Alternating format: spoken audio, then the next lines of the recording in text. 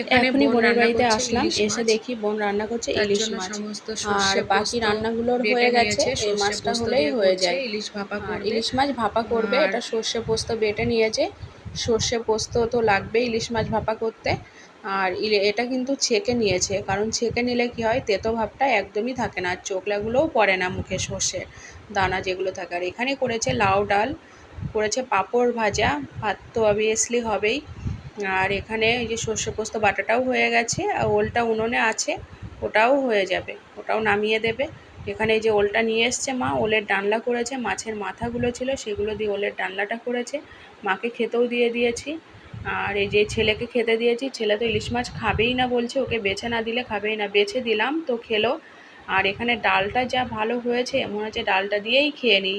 আর বাকি পদগুলোও তো অনেক প্রিয়, তার জন্য বাকি পদগুলোও খেতে হবে। কিন্তু ডালটা খুব সুন্দর লাগছিল, অন্যান্যগুলোও খুব সুন্দর হয়েছে। আমরা খেতে বসে গেছি সকলে মিলে।